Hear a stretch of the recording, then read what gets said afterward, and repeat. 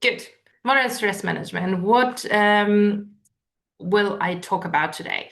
First of all, we dive into understanding stress. I think this is the foundation of everything. Even though people might think they know everything about stress, it goes pretty deep about really to understand how your body reacts in particular situations. So that understanding already helps you in coping with the stress. And in the end, I give you some practical techniques how to cope with stress in acute and chronic situations. All right.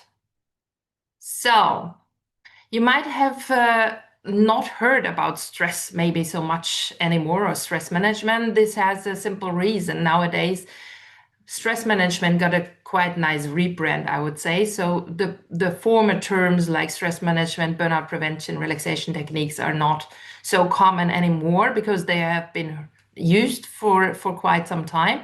Nowadays, people talk about cortisol reset, vagus nerve stimulation, nervous system regulation in general, and dopamine detox. But in the end, this is all part of a good stress management. So just that you understand that. So the paradox of our times, what is that? We live in a time where we actually have more tools and more knowledge available than any generation before us, yet we are more stressed than ever. And this is actually really true. Statistics show that the stress levels are higher than ever before.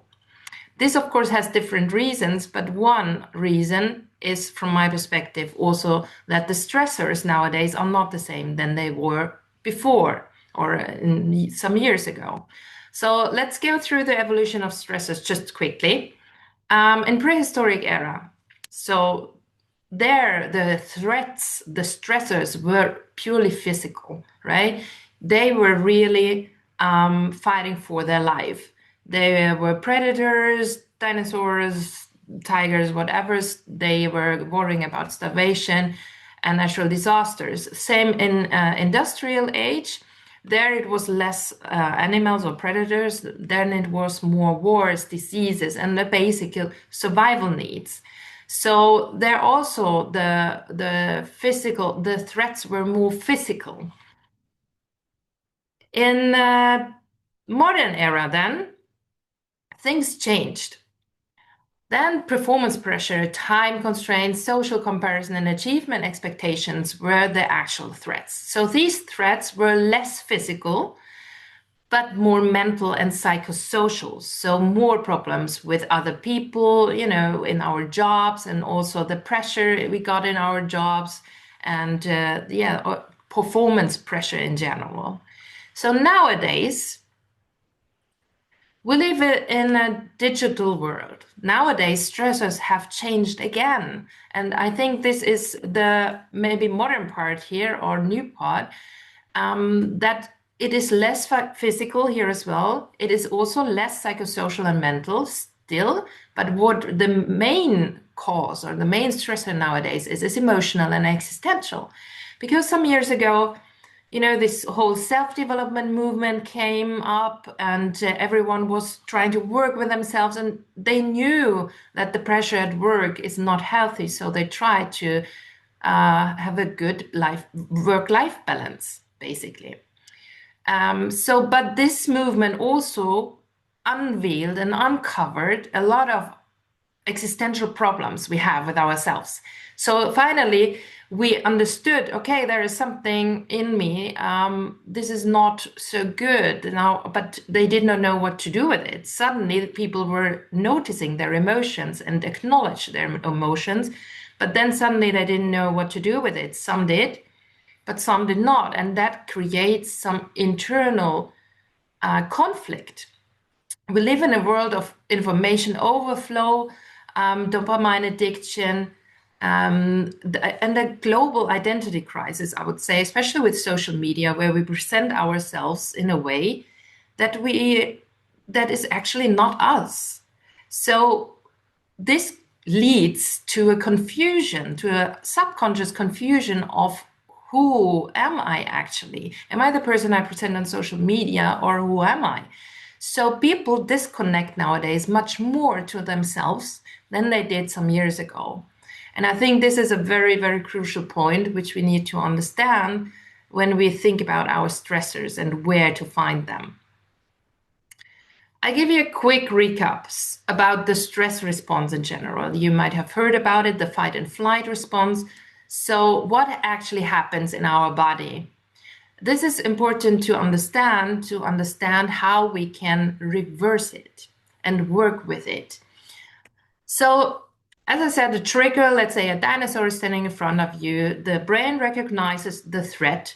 The adrenal glands release the stress hormones, cortisol, adrenaline, and noradrenaline. And then the whole body prepares for fight and flight. The whole body gets into survival mode, basically. What does that mean? So your breathing is faster, your heartbeat is faster, your blood pressure is higher, and your blood sugar is higher because your body needs a lot of energy. Your muscles tense up, your eyes dilate. So all that energy gets to the parts of the system of your body where it's needed, because it needs to survive. It needs to be in full control and in its full energy. That is important for survival. That is also why stress itself is actually nothing really bad. It ensures our survival. It's a survival mechanism. So, and all this energy is drawn from systems of our body where it's not needed. This is the digestive system, the immune system, and also the reproduction system. This is also the reason why we have problems exactly there when we get into chronic stress. So what happens then? You usually fight or you run away. That means the threat is resolved, dead dinosaur, or you escaped. That releases the relaxation response in our body. This is a natural autoregulation that brings our body back to calm, back to the balance, which is called homeostasis. So your body relaxes after resolved threat. So how you cope with stress in general depends on the intensity of the trigger and if the threat is resolved or not. I give a quick excursus into the freeze stress response, because this is just two, right? Fight and flight are two stress responses. There are two more. Fawn is negotiating, and freeze is stress or trauma response, basically. So it is connected. It's not exactly the same, but it is connected. Freeze is basically playing dead. So if fight or flight, if the trigger is so intense, if the stress is so intense that fight or flight is not an option, then your body decides to play dead. So this is exactly what happens. So we literally freeze. And this can lead to an actual trauma response. This is just quickly to show you how that is connected. So, and if you get into a trauma response, your body and your whole nervous system gets stuck in survival mode, even when the stressor is over. So this is a very special stress response, just for your information, which can lead also to chronic stress symptoms. So the outcome is the same. So what happens nowadays with all the stresses we have, the internal stresses, the stress we have with ourselves, the unprocessed emotions, the trauma, the negative talk to ourselves, the inner critique. These are actually stressors who can't really resolve. They are not gone. They stay for a while. So on the left side, you see the normal way, how it works, the stress response. And on the right side is the modern way, how it works. So the stressor, the same way happens. Stressor, trigger, stress response, body prepares for fight and flight. So your brain doesn't really make a difference which type of stressor this is. Your brain always gets into survival mode and thinks it's gonna die. There's really no difference. So the same mechanisms in your body happen. So what happens nowadays? There is usually no physical outlet. You don't fight, you don't run. So this is the first thing that is different. Second is that the threat persists, as I said, with the special emotional stresses. So that means there is no auto-regulation. Your body cannot calm down. Your body cannot relax because of these two things, which are basically missing. And that leads to chronic stress. So also important is to understand that chronic stress builds up. So it's not that you have a stressful event and then it's over and then it starts from the beginning. So depending on how your resilience is, your stress resilience, and how you can cope with stress, that depends on how your chronic stress builds up. If you can deal with it in a good way, if you can initiate relaxation on your own, if you have a good outlet for that, then it goes down the normal way. But if not, then it builds up and it goes down a little bit again. And the next event, it goes up and up and up. And at some point, you get into a burnout. So the also very crucial part is to recognize your stress symptoms. Nowadays, a lot of people don't really feel stressed, but they actually are. So why is that? Nowadays, a lot of these problems, the symptoms are everyday symptoms. Like almost everyone has it. Like muscle tension always, especially here in the neck, right? That digestive disruptions nowadays are also so common. Fatigue and low energy, mood swings, difficult concentrating, sleep disturbances, restlessness, all these things are quite common nowadays. So that's why people don't really take it serious, let's say, a lot of people. So then they ignore them and then they get into chronic stress and then they develop more severe symptoms. Then they maybe start thinking, okay, maybe I should do something. And more severe symptoms or sicknesses are jaw clenching, teeth grinding, hair loss, frequent colds. So because of the low immune system, that stays when you're in chronic stress.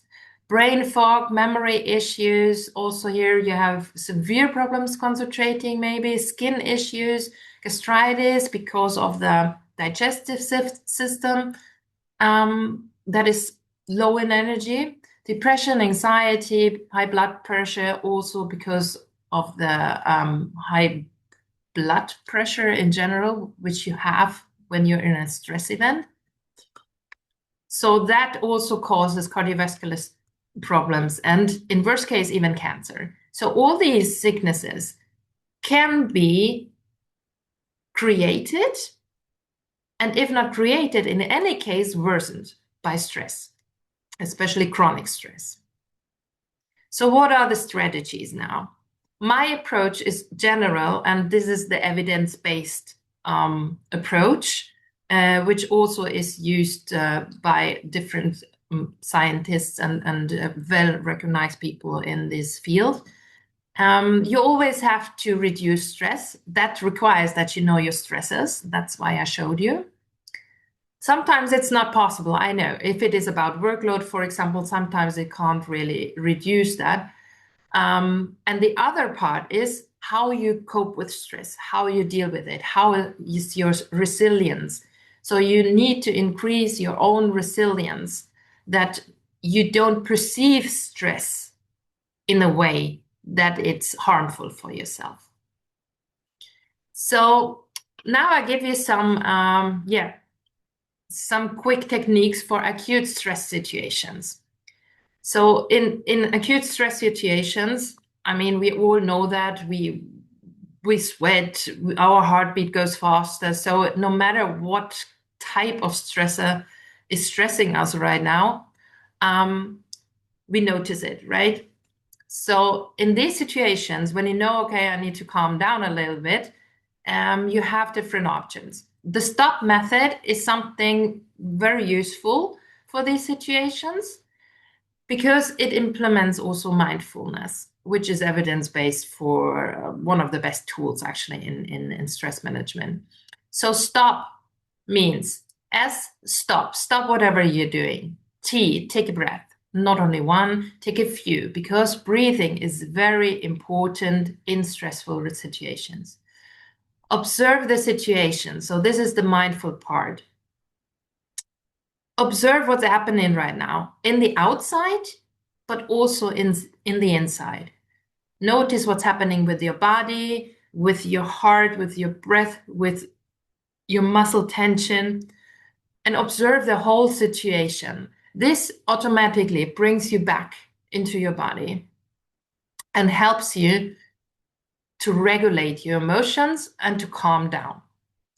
And when you have done that, P is proceed with intention, meaning then you decide how you want to proceed. Do I still want to be in that high survival mode, or do I want to proceed in a calm way? So this helps really good. I use that a lot. Box breathing. And why breathing is so powerful, a quick excursus. I showed you the different mechanisms in our body, right?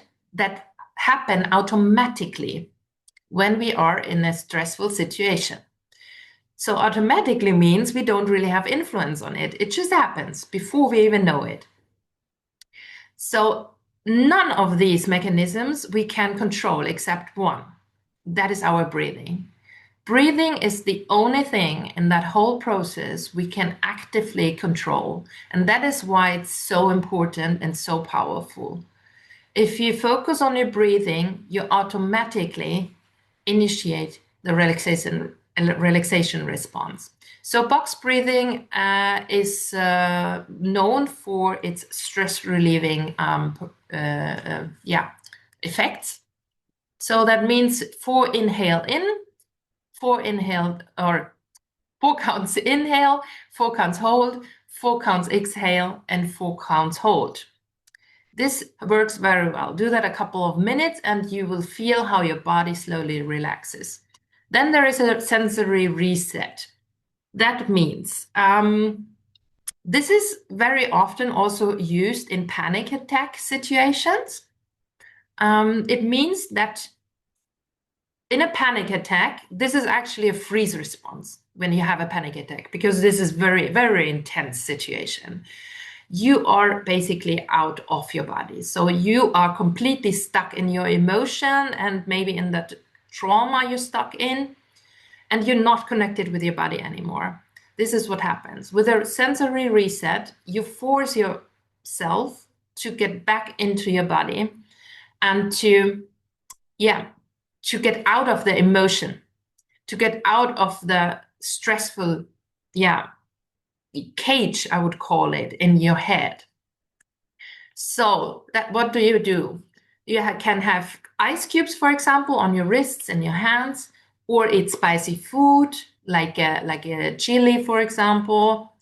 Cold water on your underarms and in your face works as well, or strong mint or menthol works as well. Just something really intense, a very intense sensory that immediately brings your focus back to your body. That helps as well. This is just instant relief. And then, of course, as I said, you need to work with your resilience. That is always the best, that you don't, because it prevents you to get into these high, intense, stressful situations. It prevents you from this intense emotional overwhelm as well when you have a good resilience. That's why it's so important. So I'm following Dr. Tobias Esch's approach, which is a holistic approach to health in general, but also in particular to stress. This is called the Burn model. Burn means behavior, exercise, relaxation, and nutrition. So nothing completely new. We all know that exercise and nutrition is important for a healthy life. We all know that. However, it happens a lot that people do that and think they do everything right, and still they are stressed. So, and if that is the case, then exercise and nutrition is not enough. Then you need to implement consciously relaxation in your life and work with your whole behavior. When you work with your behavior, for example, it is also about setting boundaries, for example, reducing the stress load, for example, at work. So how can I, it's cognitive reframing, basically. How can I work with communication? How can I communicate my boundaries in a non-offensive or a non-violent way? It's also about time management, social connections, also very important that you have a good social network and the whole environment, and also mindfulness, for example. MBSR is mindfulness-based stress reduction, invented of John Kabat-Zinn, who is a pioneer in stress management science. So it is scientifically proven that mindfulness is, as I said, the most powerful tool in stress management, and that's why there is a whole program existing. Practicing mindfulness, just as an example, over 6 weeks, this was outcome of a study. Practicing mindfulness only 10 minutes per day over 6 weeks literally transforms your brain structure and the gray matter. And this helps you to regulate yourself better, to regulate your emotions better, and to actually want to take care of yourself. So this is just to show you how mindfulness works actually on your brain structure. And this is really true and evidence-based. And then we have, of course, relaxation. So if we can't have this relaxation response, which is automatically happening in our body when a stress is resolved and over, then we need to actively initiate this relaxation response by relaxation techniques. This can be meditation, also mindfulness, like MBSR here, progressive muscle relaxation, and breathing techniques, and of course sleep as well, having a good sleep hygiene. All these things help to regulate your nervous system, to activate the vagus nerve, which is part of the parasympathetic nervous system, which is responsible for rest and digest, so basically for relaxation. And this is what we want. So this also helps you massively to increase your resilience and helps you not to perceive stress in a way you used to. Then, in the end, I show you some evidence-based supportive tools you can use. You, of course, can use these things. I think it's a good addition to support working actively with your life and your behavior, and also with the relaxation. I honestly don't think they work alone, maybe short term, but not on a long term. So sound therapy, for example, is something quite new, spreading now all over social media. It's special binaural frequencies, which you can use to reduce your cortisol level. So basically, this is also working on the vagus nerve to regulate your nervous system. Binaural beats, you can search for that on Spotify or YouTube, for example, and you should use like headphones, because it's 2 different frequencies in the ears. So this helps you to regulate your nervous system. Then there are vagus nerve stimulation devices on the market right now, a lot of them. So there are studies that this actually works. It's electrical impulses that work directly on the vagus nerve here, and basically mechanically activates the vagus nerve, which helps to relax and lower cortisol levels in the end. Then, of course, yoga and movement. I mean, we all know that is nothing new. Just yoga is basically, yoga is actually evidence-based relaxation technique for stress management. It really is. But I just want to give you the advice to do it properly, because yoga is also all about mindfulness. Mindfulness, breathing, It's basically meditation in motion. So you, in addition, have the exercise part here.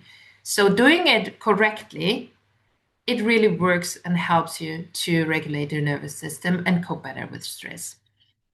Um, of course, movement and also here mindfulness. Then grounding products, also something quite new.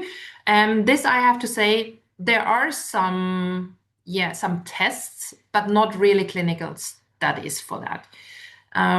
It's basically like grounding blankets you can use in your bed for a better sleep, and supposedly they're also lower the cortisol level. This is at least what they claim. But as I said, no evidence behind that so far, probably coming in a few years. So then we are at the end, and I thank you for joining. I see some joined in. So what I can offer you now is a free and non-binding 30-minute analyzing talk with me. Just scan the QR code here, and yeah, you can book a meeting with me in private, and then I can answer your questions, because now we unfortunately don't have much time to go deeper into things. So yeah, and then I can help you to find the right way how to proceed further. Also, where are your stressors, and what makes most sense to work with.